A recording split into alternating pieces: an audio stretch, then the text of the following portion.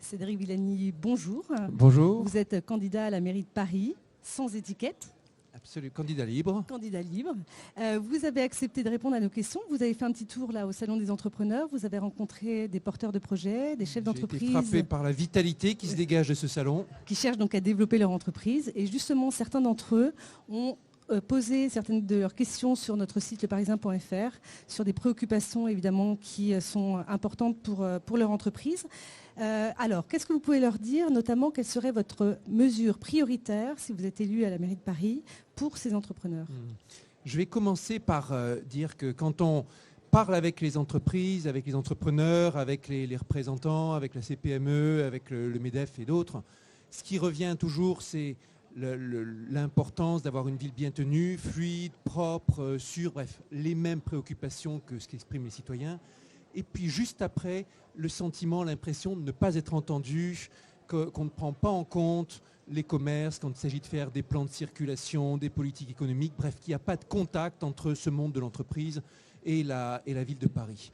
Et je pense qu'il faut remédier à ça et simplement instaurer un conseil fait de personnalités du monde du commerce, de l'entreprise, de l'innovation, conseil de l'attractivité et de l'innovation, si vous le voulez, qui soit placé auprès de la mairie de Paris et qui, bien sûr, soit écouté. Et quand je vous dis ça, je pense à ma propre expérience professionnelle.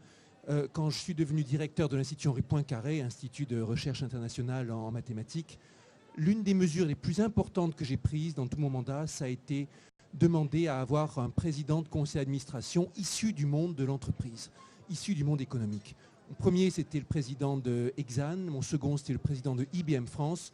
C'était une petite révolution culturelle dans l'Institut d'avoir un président de conseil d'administration qui ne soit pas un universitaire, mais quelqu'un issu du monde de l'entreprise. Mais ça a tout changé. Le fait d'avoir des conseils, le fait de pouvoir s'ouvrir vers l'extérieur.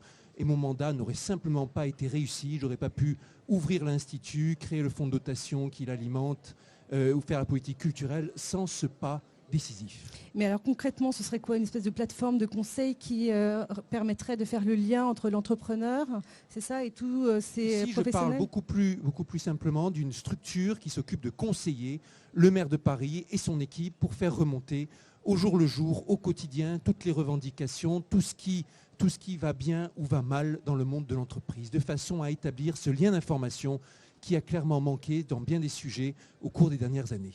Très bien, merci. Alors une autre question aussi qui est revenue de façon récurrente de la part de nos entrepreneurs. Pardon, et j'ajoute que ça, simplement en mettant en place ce conseil, on s'alignera sur nombre de grandes métropoles internationales qui ont déjà compris l'importance de décloisonner. Lesquelles par exemple? Par exemple Londres, par exemple Toronto, par exemple Berlin.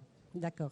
Donc je reviens à une des questions de nos entrepreneurs qui est revenue de façon assez récurrente sur le foncier. On sait très bien que la pression foncière pousse les petits artisans à installer leurs ateliers de plus en plus loin de Paris, pas seulement les artisans d'ailleurs, certaines TPE, PME.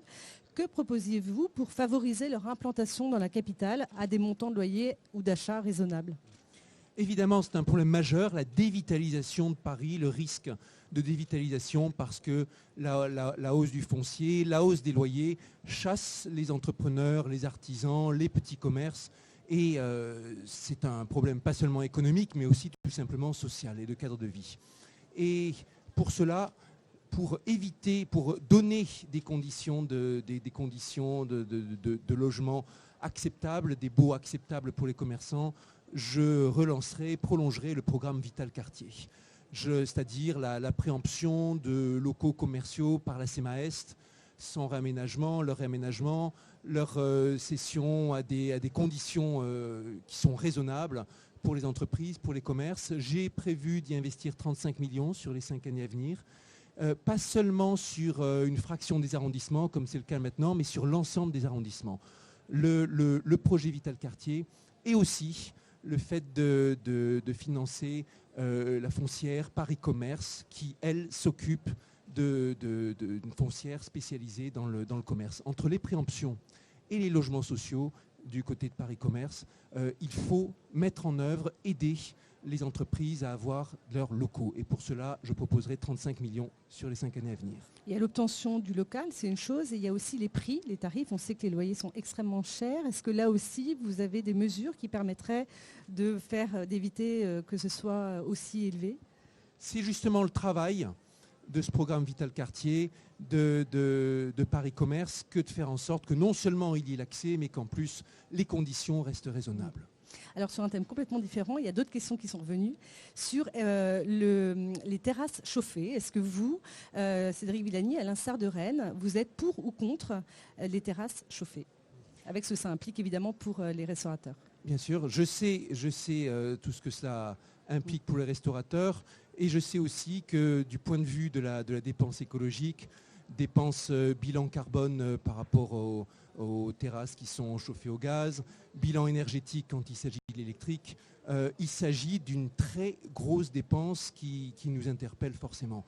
On a ce chiffre, quand on prend un local de 12 mètres carrés, chauffé pendant 8 heures, ça représente l'équivalent de 350 km de trajet en voiture pour un chauffage au gaz. Et dans une société qui a le devoir de prendre en compte des enjeux écologiques de façon très très forte et prioritaire, il me semble qu'il y a une action à entreprendre et une concertation à engager avec les restaurateurs pour faire évoluer nos usages. Donc vous n'êtes pas d'emblée sur l'interdiction, vous êtes plutôt pour la concertation dans un premier temps? Je suis pour la concertation, mais je pense que notre société ne peut plus avoir le luxe d'une telle dépense énergétique et qu'il faut arriver à modifier nos comportements en conséquence. Comme d'autres candidats, l'environnement est évidemment l'une des préoccupations de votre programme. Que comptez-vous faire pour réduire les embouteillages qui fragilisent l'économie, et notamment, je pense, moi, non pas là aux particuliers, mais aux artisans, à tous ceux qui doivent travailler et se déplacer à Paris, d'est en ouest, de sud au nord?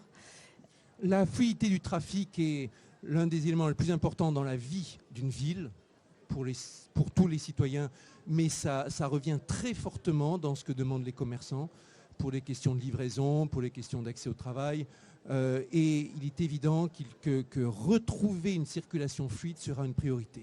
Ça passera par une meilleure régulation des feux, meilleure mise en place des circulations, revoir tous les plans de circulation pour dégager des quartiers apaisés, des axes de circulation bien clairs, élargir la voirie en regagnant de la place sur les places de parking, en faisant des parkings en souterrain, des parkings à l'extérieur de Paris, en revoyant complètement le plan métropolitain de circulation afin de parvenir enfin à de la fluidité. Et bien sûr, en donnant autant que possible des alternatives, transport en commun, en augmentant la fréquence des métros par l'automatisation, en développant le vélopolitain pour permettre un meilleur report modal sur le vélo. Bref, évidemment, ces mesures ne concerneront pas pour beaucoup directement certains commerçants qui ont besoin d'avoir leur véhicule de livraison, mais tout ce qui sera fait pour que beaucoup de nos concitoyens puissent utiliser les transports en commun autour de leur voiture dégagera de l'espace, dégagera de la place sur les routes pour que ceux qui ont besoin de leur véhicule puissent l'utiliser.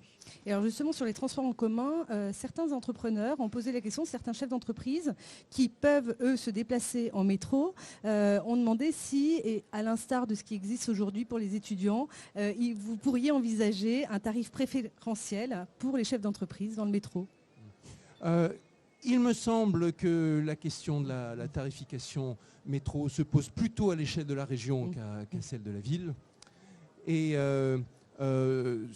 il me semble que ça fait partie de l'ensemble de la politique de mobilité qui se voit en partenariat avec la région. Alors comme Île-de-France, comme la ville a 5 sièges au conseil d'administration d'Île-de-France Mobilité, c'est une question dans laquelle je serai amené à statuer si elle se pose à la région, bien sûr.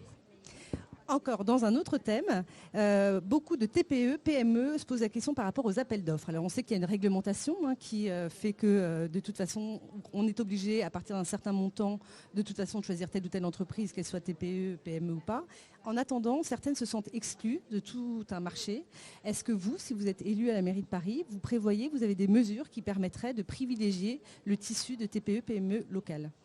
Déjà, le fait d'avoir une bonne recension, un bon répertoire de toutes les TPE, PME, d'être en contact avec elles, qu'elle soit bien informée par rapport aux appels d'offres qui se préparent, sans pour autant qu'il y ait de préférence ou quoi que ce soit qui aille contre la loi, mais aussi pour pouvoir faire appel à elle chaque fois qu'on est en dessous du montant qui donne l'obligation de mise en concurrence.